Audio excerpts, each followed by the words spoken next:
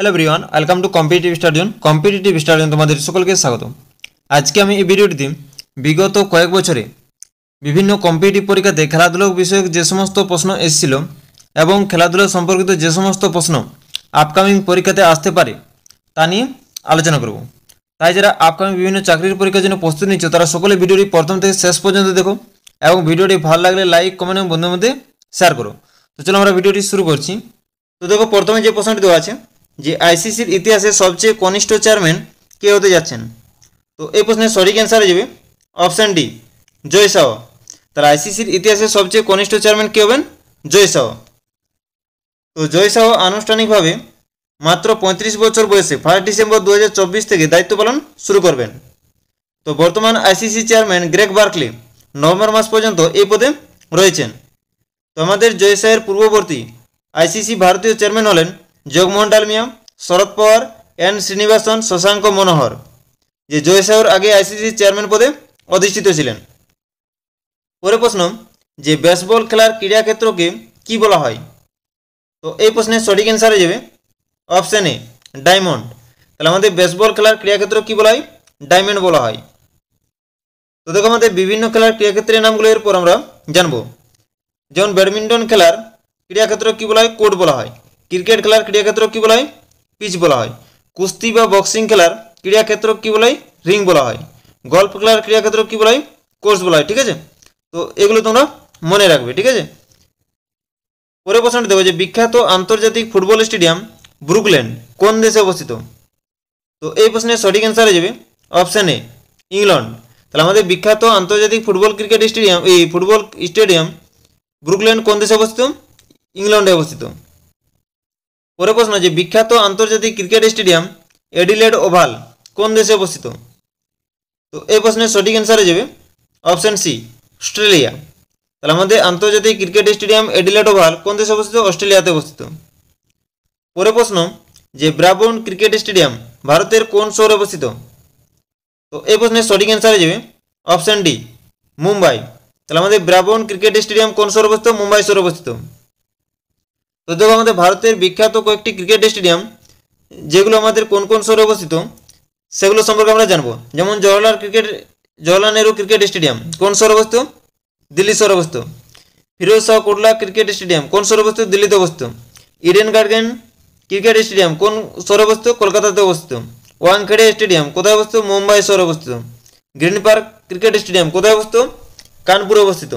ঠিক আছে, তো এগুলো তোমরা মনে রাখবে। তো বিভিন্ন কম্পিটিটিভ পরীক্ষাতে কিন্তু এই ধরনের প্রশ্ন এসে থাকে যে আমাদের cricket stadium Jawaharlal Nehru stadium কোথায় অবস্থিত বা কোন শহরে অবস্থিত। ঠিক আছে, পরের প্রশ্ন দেখো যে লিমকা ট্রফি কোন খেলাতে দেওয়া হয়। তো দেখো এই ধরনের প্রশ্ন কিন্তু বিভিন্ন কম্পিটিটিভ পরীক্ষাতে আসে। ঠিক আছে, যে এই ট্রফিটি আমাদের কোন খেলার সাথে সম্পর্কিত বা এই ট্রফিটি কোন খেলাতে দেওয়া হয়। ঠিক আছে, এই ধরনের প্রশ্ন এসে থাকে। ঠিক আছে, তো দেখো আমাদের প্রশ্নটি কি দেওয়া আছে যে লিমকা ট্রফি কোন খেলাতে দেওয়া হয়। তো এই প্রশ্নের সঠিক অ্যান্সার হয়ে যাবে অপশন এ দাবা।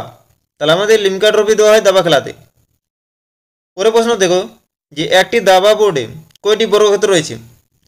তো এই প্রশ্নের সঠিক অ্যান্সার হয়ে যাবে অপশন এ 64। তাহলে একটি দাবা বোর্ডে কয়টি বর্গক্ষেত্র রয়েছে? 64টি। ঠিক আছে, দৈর্ঘ্য বরাবর আমাদের 8টি এবং প্রস্থ বরাবর 8টি। তাহলে আমাদের মোট কয়টি আমাদের রয়েছে? 64টি। ঠিক আছে, তাহলে আমাদের 64টি বর্গক্ষেত্র রয়েছে। তো দাবা খেলার উৎপত্তি ভারতের গুপ্ত সাম্রাজ্যের সময় খ্রিস্টীয় 6ষ্ঠ শতাব্দীতে হয়েছিল বলে মনে করা হয়। পরের প্রশ্ন দেখো যে কোন বছর ভারত প্রথমবারের মতো এশিয়ান গেমস আয়োজন করেছে। তো এই প্রশ্নের সঠিক অ্যান্সার হয়ে যাবে অপশন এ 1951 সালে ভারত প্রথমবারের মতো এশিয়ান গেমস আয়োজন করেছিল। পরের প্রশ্ন যে জাপানের জাতীয় খেলার নাম কি। তো এই প্রশ্নের সঠিক অ্যান্সার হয়ে যাবে অপশন সি সুমো রেসলিং। তাহলে জাপানের জাতীয় খেলার নাম কি? Sumo wrestling. তো এরপর আমরা বিভিন্ন দেশের জাতীয় খেলা সম্পর্কে জানবো। যেমন ইংল্যান্ডের জাতীয় খেলা হচ্ছে ক্রিকেট, আমেরিকার জাতীয় খেলা হচ্ছে বেসবল, ভারতের জাতীয় খেলা হকি, স্পেনের জাতীয় খেলা ষাঁড়ের লড়াই। ঠিক আছে, তো এগুলো তোমরা মনে রাখবে। পরের প্রশ্নটা দেখো যে ওয়াকার কাপ কোন খেলার সাথে যুক্ত। তো দেখো এই ধরনের প্রশ্নগুলো কিন্তু খুবই গুরুত্বপূর্ণ। ঠিক আছে, বিভিন্ন পরীক্ষাতে কিন্তু এই ধরনের প্রশ্ন এসে থাকে যে এই কাপটি কোন খেলার সাথে সম্পর্কযুক্ত, ওয়াকার কাপ কোন খেলার সাথে যুক্ত, ডুরান্ড কাপ কোন খেলার সাথে যুক্ত, এই ধরনের প্রশ্ন আসে। ঠিক আছে, তো দেখো এখানে যে প্রশ্নটি দেওয়া আছে যে ওয়াকার কাপ কোন খেলার সাথে যুক্ত। তো এই প্রশ্নের সঠিক অ্যান্সার হয়ে যাবে অপশন এ গল্ফ। তাহলে ওয়াকার কাপ গল্ফ খেলার সাথে যুক্ত। পরের প্রশ্ন যে হফম্যান কাপ কোন খেলার সাথে যুক্ত? তো এই প্রশ্নের সঠিক অ্যান্সার হয়ে যাবে অপশন ডি টেনিস। তাহলে হফম্যান কাপ কোন খেলার সাথে যুক্ত? টেনিস খেলার সাথে যুক্ত। পরের প্রশ্নটি দেখো যে আগা খান কাপ কোন খেলার সাথে যুক্ত? তো এই প্রশ্নের সঠিক অ্যান্সার হয়ে যাবে অপশন বি হকি। তাহলে আমাদের আগা খান কাপ কোন খেলার সাথে যুক্ত? হকি খেলার সাথে যুক্ত। তো দেখো এখানে কয়েকটা আমাদের কাপ দেওয়া আছে যে কোন খেলার সাথে সম্পর্কিত, ঠিক আছে? যেমন ডুরান্ড কাপ কোন খেলার সাথে যুক্ত? ফুটবল খেলার সাথে যুক্ত। আশুতোষ ট্রফি কোন খেলার সাথে যুক্ত? ফুটবল খেলার সাথে যুক্ত। ধ্যানচাঁদ ট্রফি কোন খেলার সাথে যুক্ত? হকি খেলার সাথে যুক্ত। বিটন কাপ কোন খেলার সাথে যুক্ত? হকি খেলার সাথে যুক্ত। উবের কাপ মহিলা ব্যাডমিন্টন খেলার সাথে যুক্ত। সন্তোষ ট্রফি কোন খেলাতে দেওয়া হয়? ফুটবল খেলাতে দেওয়া হয়। বিজয় হাজার ট্রফি ক্রিকেট খেলাতে। নেহরু ট্রফি মহিলা হকি খেলাতে, ঠিক আছে?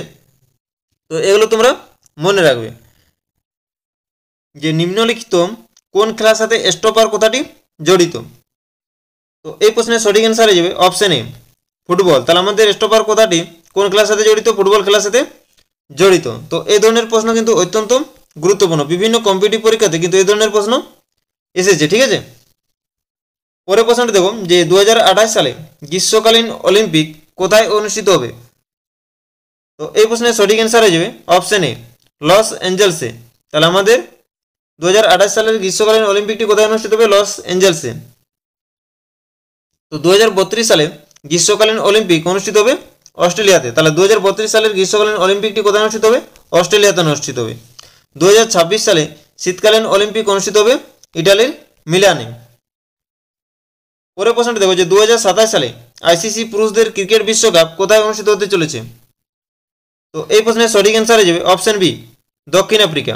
তাহলে 2027 সালের আইসিসি পুরুষদের ক্রিকেট বিশ্বকাপটি কোথায় অনুষ্ঠিত হবে? দক্ষিণ আফ্রিকাতে অনুষ্ঠিত হবে। তো 2026 সালে আইসিসি পুরুষদের টি-20 বিশ্বকাপ অনুষ্ঠিত হবে ভারত ও শ্রীলঙ্কাতে, ঠিক আছে? তো এটি তোমরা মনে রাখবে। পরের প্রশ্নটি দেখো যে 2026 সালে এশিয়ান গেমস কোথায় অনুষ্ঠিত হতে চলেছে? তো এই প্রশ্নের সঠিক অ্যান্সার হয়ে যাবে অপশন সি জাপান। তাহলে 2026 সালে এশিয়ান গেমস কোথায় অনুষ্ঠিত হবে? জাপানে অনুষ্ঠিত হবে। তো 2026 সালের কমনওয়েলথ গেমস অনুষ্ঠিত হতে চলেছে অস্ট্রেলিয়াতে। তাহলে আমাদের 2026 সালের কমনওয়েলথ গেমসটি কোথায় অনুষ্ঠিত হবে? অস্ট্রেলিয়াতে অনুষ্ঠিত হবে।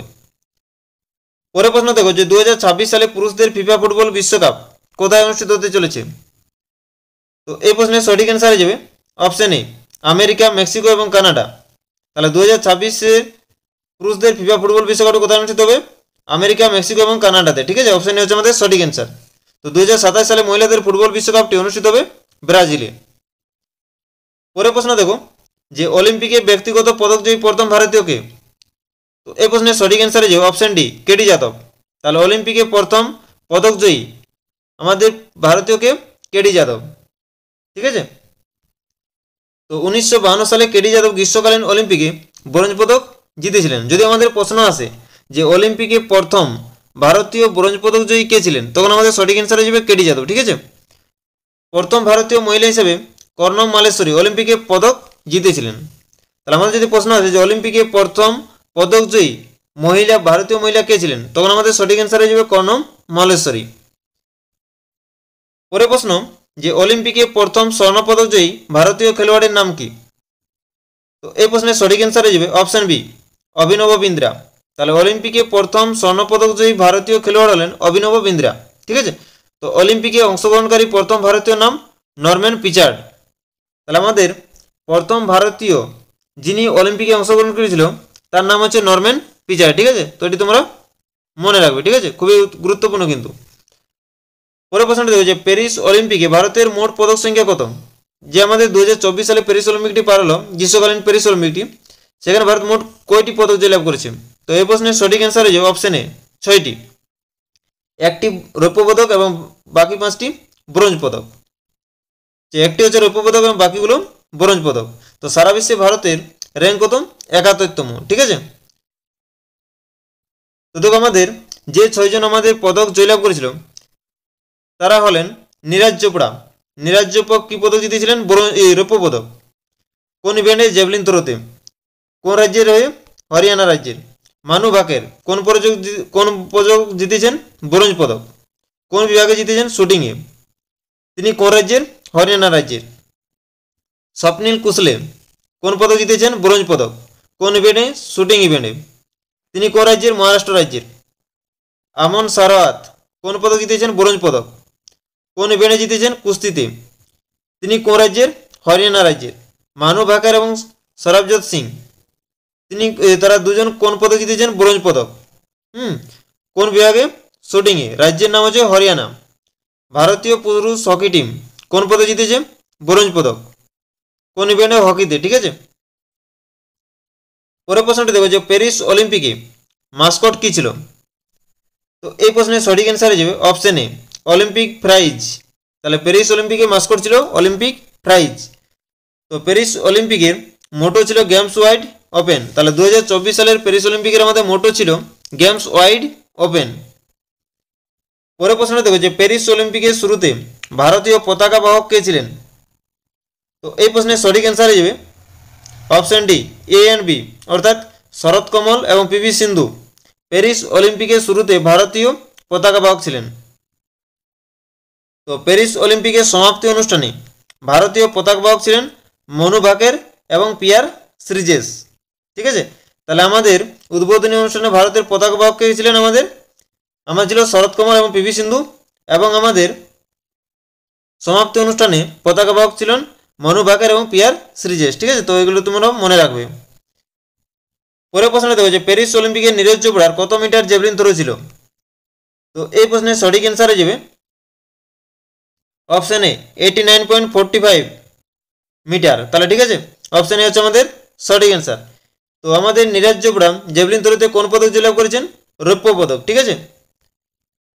পরের প্রশ্নটা দেখো যে প্যারিস অলিম্পিকে ভিনেস ফোগাট কত গ্রাম বেশি ওজনের জন্য ফাইনাল থেকে বাদ পড়ে যান? তো এই প্রশ্নের সঠিক অ্যান্সার হয়ে যাবে অপশন এ 100 গ্রাম। তাহলে প্যারিস অলিম্পিকে ভিনেস ফোগাট 100 গ্রাম বেশি ওজনের জন্য ফাইনাল থেকে বাদ পড়ে যান। পরের প্রশ্ন যে অলিম্পিকের হলুদ বলয় কোন মহাদেশকে চিহ্নিত করে? তো এই প্রশ্নের সঠিক অ্যান্সার হয়ে যাবে অপশন বি এশিয়া। তাহলে অলিম্পিকের হলুদ বলয়টি কোন মহাদেশকে চিহ্নিত করে? এশিয়া মহাদেশকে। আমাদের নীল বলয়টি কোন মহাদেশকে আমাদের চিহ্নিত করে? ইউরোপ মহাদেশকে।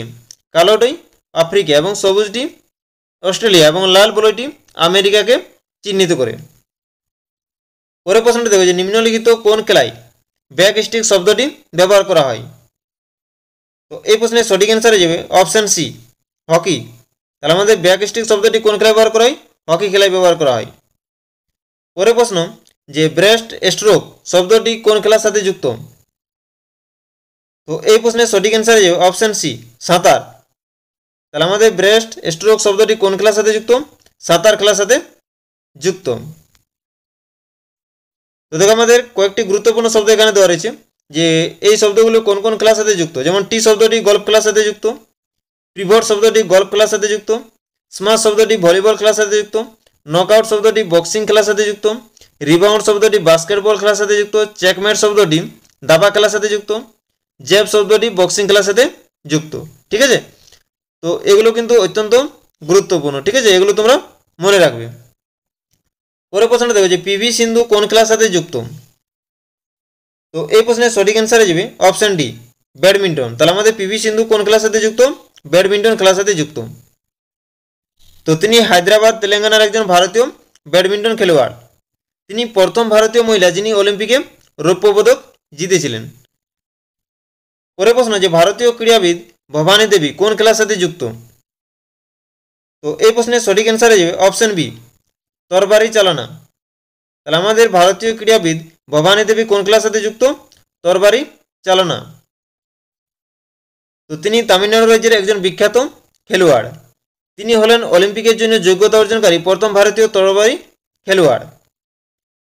পরের প্রশ্ন যে রাগবি ফুটবল খেলায় প্রতি দলের কতজন করে খেলোয়াড় থাকে? তো এই প্রশ্নের সঠিক অ্যান্সার হয়ে যাবে অপশন বি 15 জন। তাহলে রাগবি ফুটবল খেলায় প্রতি দলের 15 জন করে খেলোয়াড় থাকে।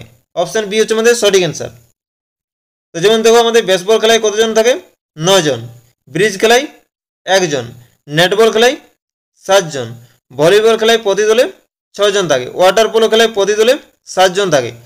ক্রিকেট বা ফুটবল বা হকি খেলায় প্রতি দলে 11 জন করে থাকে। ঠিক আছে, তো এগুলো কিন্তু অত্যন্ত গুরুত্বপূর্ণ, তোমরা মনে রাখবে। ঠিক আছে, কোন খেলায় কতজন আমাদের খেলোয়াড় থাকে। পরের প্রশ্ন দেখো যে সবচেয়ে বেশি 24 বার গ্র্যান্ড স্ল্যাম খেতাব কে পেয়েছেন। তো এই প্রশ্নের সঠিক অ্যান্সার হয়ে যাবে অপশান সি, নোভাক জোকোভিচ। তাহলে সবচেয়ে বেশি বার অর্থাৎ 24 বার গ্র্যান্ড স্ল্যাম খেতাব কে পেয়েছেন, নোভাক জোকোভিচ পুরুষের দিক থেকে। আর সবচেয়ে বেশি গ্র্যান্ড স্ল্যাম মহিলা খেতাব কে পেয়েছেন, মার্গারেট স্মিথ কোর্ট 24 বার। ঠিক আছে, তাহলে মহিলার দিক থেকে কে পেয়েছেন, মার্গারেট স্মিথ কোর্ট। ঠিক আছে, এবং পুরুষদের দিক থেকে আমাদের কে পেয়েছেন, নোভাক জোকোভিচ। মোট তিনি কতবার গ্র্যান্ড স্ল্যাম জিতেছে, 24 বার। পরে প্রশ্ন দেখো যে সবচেয়ে প্রাচীনতম গ্র্যান্ড স্ল্যাম টেনিস টুর্নামেন্ট কোনটি। তো এই প্রশ্নের সঠিক অ্যান্সার হয়ে যাবে অপশন ডি, উইম্বলডন ওপেন। তাহলে সবচেয়ে প্রাচীনতম গ্র্যান্ড স্ল্যাম টেনিস টুর্নামেন্টটি হলো উইম্বলডন ওপেন। তো দেখো আমাদের এখানে গ্র্যান্ড স্ল্যাম খেতাবগুলো কয়েকটি দেওয়া রয়েছে। ঠিক আছে, যেমন অস্ট্রেলিয়ান ওপেন, এটা আমাদের কোথায় হয়, অস্ট্রেলিয়ার মেলবোর্নে হয় এবং এর কোর্টটির নাম হচ্ছে হার্ড কোর্ট। ঠিক আছে, ফ্রান্স ওপেন কোথায় হয়, ফ্রান্সের প্যারিসে, এটা আমাদের টাইপটা কি ধরনের, ক্লে কোর্ট। ঠিক আছে, উইম্বলডন ওপেন এটি কোথায় অনুষ্ঠিত হয়, ইংল্যান্ডের লন্ডনে, এবং এটি আমাদের কোর্টটি কী টাইপ হচ্ছে, গ্রাস কোর্ট। ইউএস ওপেন এটি আমাদের কোথায় অনুষ্ঠিত হয়, আমেরিকার নিউ ইয়র্কে, এর আমাদের কোর্টটির টাইপ হচ্ছে হার্ড কোর্ট। ঠিক আছে, তো এগুলো তোমরা মনে রাখবে। পরের প্রশ্নটা দেখো যে অস্ট্রেলিয়ান ওপেন 2024 পুরুষ সিঙ্গেলস বিভাগে চ্যাম্পিয়নের নাম কি। তো এই প্রশ্নের সঠিক অ্যান্সার যাবে অপশন এ, জননিক সিনের। তাহলে অস্ট্রেলিয়ান ওপেন 2024 পুরুষ সিঙ্গেলস বিভাগে চ্যাম্পিয়নের নাম কি, জননিক সিনের। তো 2024 ফ্রেঞ্চ ওপেন এবং উইম্বলডন ওপেনে পুরুষ সিঙ্গেলস বিভাগে চ্যাম্পিয়নের নাম হলেন কার্লোস অ্যালকারেজ। পরের প্রশ্ন যে অস্ট্রেলিয়ান ওপেন 2024 মহিলা সিঙ্গেলস বিভাগে চ্যাম্পিয়নের নাম কি। তো এই প্রশ্নের সঠিক অ্যান্সার হয়ে যাবে অপশন বি, আরিনা সাবেলে। তাহলে অস্ট্রেলিয়ান ওপেন 2024 মহিলা সিঙ্গেল বিভাগে চ্যাম্পিয়নের নাম কি, আরিনা সাবালে। ঠিক আছে, আরিনা সাবালে, অপশন বি হচ্ছে আমাদের সঠিক অ্যান্সার। তো 2024 ফ্রেঞ্চ ওপেনে মহিলা সিঙ্গেলসের চ্যাম্পিয়নের নাম হচ্ছে ইগা সয়াটেক এবং 2024 উইম্বলডন ওপেনে মহিলা সিঙ্গেলসের চ্যাম্পিয়নের নাম হচ্ছে বারবারা ক্রেজসিকোভা। পরের প্রশ্ন যে কমনওয়েলথ গেমসের সূচনা কবে। তো এই প্রশ্নের সঠিক অ্যান্সার হয়ে যাবে অপশন এ, 1930 সাল। তাহলে কমনওয়েলথ গেম প্রথম কবে শুরু হয়, 1930 সালে। তো এই খেলাটি বা কমনওয়েলথ খেলাটি প্রথম অনুষ্ঠিত হয় কোথায়, কানাডার হ্যামিল্টনে। পরের প্রশ্ন যে ওয়ার্ল্ড কাপ ক্রিকেট এর সূচনা হয় কবে। তো এই প্রশ্নের সঠিক অ্যান্সার হয়ে যাবে অপশন ডি, 1975 সালে। তাহলে আমাদের ওয়ার্ল্ড কাপ ক্রিকেট এর সূচনা হয় কবে, 1975 সালে। তো ওয়ার্ল্ড কাপ ফুটবল খেলার সূচনা হয় 1930 সালে। তাহলে আমাদের ওয়ার্ল্ড কাপ ক্রিকেট খেলার সূচনা হয় 1975 সালে এবং ওয়ার্ল্ড কাপ ফুটবল খেলার সূচনা হয় 1930 সালে। ঠিক আছে, তো এগুলো তোমরা মনে রাখবে। তো দেখো পরের প্রশ্নটি যে ফিফা এর হেডকোয়ার্টার কোথায় অবস্থিত। তো এই প্রশ্নের সঠিক অ্যান্সার হয়ে যাবে অপশন এ, সুইজারল্যান্ড। তাহলে ফিফার আমাদের হেডকোয়ার্টার কোথায় অবস্থিত, সুইজারল্যান্ডে অবস্থিত। পরের প্রশ্ন যে বিসিসিআই এর হেডকোয়ার্টার কোথায় অবস্থিত। তো এই প্রশ্নের সঠিক অ্যান্সার হয়ে যাবে অপশন বি, মুম্বাই। তাহলে আমাদের বিসিসিআই এর হেডকোয়ার্টার কোথায় অবস্থিত, মুম্বাই অবস্থিত। পরের প্রশ্ন যে মহেশ ভূপতি কোন খেলার সাথে যুক্ত। তো এই প্রশ্নের সঠিক অ্যান্সার হয়ে যাবে অপশন এ, লং টেনিস। তাহলে মহেশ ভূপতি কোন খেলার সাথে যুক্ত, লং টেনিস খেলার সাথে যুক্ত। পরের প্রশ্ন যে প্রথম কোন ভারতীয় রাজীব গান্ধী খেলরত্ন পুরস্কার পেয়েছেন। তো এই প্রশ্নের সঠিক অ্যান্সার হয়ে যাবে অপশন বি, বিশ্বনাথন আনন্দ। তাহলে প্রথম কোন ভারতীয় রাজীব গান্ধী খেলরত্ন পুরস্কার পেয়েছেন, বিশ্বনাথন আনন্দ, অপশন বি হচ্ছে সঠিক অ্যান্সার। তো বর্তমানে এটি ধ্যানচাঁদ খেলরত্ন পুরস্কার নামে পরিচিত। পরের প্রশ্ন যে মেরি কম কোন খেলার সাথে যুক্ত। তো এই প্রশ্নের সঠিক অ্যান্সার হয়ে যাবে অপশন ডি, বক্সিং। তাহলে আমাদের মেরি কম কোন খেলার সাথে যুক্ত, বক্সিং খেলার সাথে যুক্ত। তো দেখো আমাদের এখানে আমাদের কয়েকজন খেলোয়াড়ের নাম দেওয়া রয়েছে, তারা কোন কোন খেলার সাথে যুক্ত সেগুলো দেওয়া আছে। ঠিক আছে, যেমন মীরাবাই চানু কোন খেলার সাথে যুক্ত, ভারোত্তোলন খেলার সাথে যুক্ত। হিমা দাস কোন খেলার সাথে যুক্ত, অ্যাথলেটিক্স খেলার সাথে যুক্ত। সুশীল কুমার কোন খেলার সাথে যুক্ত? কুস্তির সাথে যুক্ত। রোনাল্ডো ফুটবল খেলার সাথে যুক্ত। বিশ্বনাথন আনন্দ দাবা খেলার সাথে যুক্ত। ঝুলন গোস্বামী মহিলা ক্রিকেট খেলার সাথে যুক্ত। পঙ্কজ আদবানি বিলিয়ার্ডস খেলার সাথে যুক্ত। সাইনা নেওয়াল ব্যাডমিন্টন খেলার সাথে যুক্ত। স্মৃতি মান্ধানা মহিলা ক্রিকেট খেলার সাথে যুক্ত। বজরং পুনিয়া কুস্তি খেলার সাথে যুক্ত। পিভি সিন্ধু ব্যাডমিন্টন খেলার সাথে যুক্ত। নীরজ চোপড়া জেভলিন থ্রো খেলার সাথে যুক্ত। ঠিক আছে, তো তোমরা এগুলো মনে রাখবে। ঠিক আছে, তো বিভিন্ন কম্পিটিটিভ পরীক্ষার জন্য এগুলো কিন্তু খুবই গুরুত্বপূর্ণ। পরের প্রশ্নটি দেখো যে ভারতের বিখ্যাত মহিলা ক্রিকেট খেলোয়াড় মিতালি রাজ কোন রাজ্যের খেলোয়াড়? তো এই প্রশ্নের সঠিক অ্যান্সার হয়ে যাবে অপশন এ রাজস্থান। তাহলে ভারতের বিখ্যাত মহিলা ক্রিকেট খেলোয়াড় মিতালি রাজ কোন রাজ্যের খেলোয়াড়? রাজস্থান রাজ্যের খেলোয়াড়। তো দেখো আমাদের নীরজ চোপড়া কোন রাজ্যের? হরিয়ানা রাজ্যের খেলোয়াড়। মানিক বাত্রা দিল্লি রাজ্যের খেলোয়াড়। দ্য গ্রেট খালি হিমাচল প্রদেশ রাজ্যের খেলোয়াড়। সাক্ষী মালিক হরিয়ানা। অভিনব বিন্দ্রা উত্তরাখণ্ড। দুতিচাঁদ উড়িষ্যা। মিল্খা সিং পাঞ্জাব। পিভি সিন্ধু Hyderabad. Messi Argentina. Ronaldo Portugal. Jhulan Goswami Paschimbanga. ঠিক আছে, এগুলো তোমরা মনে রাখবে। পরের প্রশ্নটা দেখো চুক্কার শব্দটি কোন খেলার সাথে সম্পর্কিত? তো এই প্রশ্নের সঠিক অ্যান্সার হয়ে অপশন সি পোলো। তাহলে আমাদের চুক্কার শব্দটি কোন খেলার সাথে যুক্ত? পোলো খেলার সাথে যুক্ত। পরের প্রশ্ন যে রঙ্গস্বামী কাপ নিম্নের কোন খেলার সাথে যুক্ত? তো এই প্রশ্নের সঠিক অ্যান্সার হয়ে অপশন সি হকি। তাহলে আমাদের রঙ্গস্বামী কাপ নিম্নের কোন খেলার সাথে যুক্ত? হকি খেলার সাথে যুক্ত। পরের প্রশ্ন যে কোন সালে ভারত প্রথম টি-20 বিশ্বকাপ জয়ী হয়েছিল? তো এই প্রশ্নের সঠিক অ্যান্সার হয়ে যাবে অপশন বি 2007 সালে ভারত প্রথম টি-20 বিশ্বকাপ জয়লাভ করেছিল। পরের প্রশ্ন যে ভারতে ক্রীড়া প্রশিক্ষক অর্থাৎ কোচদের সর্বোচ্চ পুরস্কার কোনটি? তো এই প্রশ্নের সঠিক অ্যান্সার হয়ে যাবে অপশন ডি দ্রোণাচার্য পুরস্কার। তাহলে ভারতের ক্রীড়া প্রশিক্ষক অর্থাৎ কোচদের সর্বোচ্চ পুরস্কার কোনটি? দ্রোণাচার্য পুরস্কার। অপশন ডি হচ্ছে আমাদের সঠিক অ্যান্সার। পরের প্রশ্ন যে কোন ব্যক্তিকে ভারতের উড়ন্ত শিখ বলা হয়? তো এই প্রশ্নের সঠিক অ্যান্সার হয়ে যায় অপশন সি মিলখা সিংকে ভারতের উড়ন্ত শিখ বলা হয়। অপশন সি হচ্ছে আমাদের সঠিক অ্যান্সার। পরের প্রশ্ন যে ভারতের কোন দাবাড়ু প্রথম গ্র্যান্ডমাস্টার হন? তো এই প্রশ্নের সঠিক অ্যান্সার হয়ে যাবে অপশন সি বিশ্বনাথ আনন্দ। তাহলে ভারতের কোন দাবাড়ু প্রথম গ্র্যান্ডমাস্টার হন? বিশ্বনাথ আনন্দ। পরের প্রশ্ন যে কোন দেশ প্রথম ক্রিকেট ওয়ার্ল্ড কাপ জিতে? তো এই প্রশ্নের সঠিক অ্যান্সার হয়ে যায় অপশন এ ওয়েস্ট ইন্ডিজ। তাহলে কোন দেশ প্রথম ক্রিকেট ওয়ার্ল্ড কাপ জিতে? West Indies. পরের প্রশ্ন যে বিশ্বের প্রাচীনতম ফুটবল ক্লাব কোনটি? তো এই প্রশ্নের সঠিক অ্যান্সার হয়ে যাবে অপশন ডি ইংল্যান্ডের শেফিল্ড ক্লাব। তাহলে বিশ্বের প্রাচীনতম ফুটবল ক্লাব হচ্ছে ইংল্যান্ডের শেফিল্ড ক্লাব।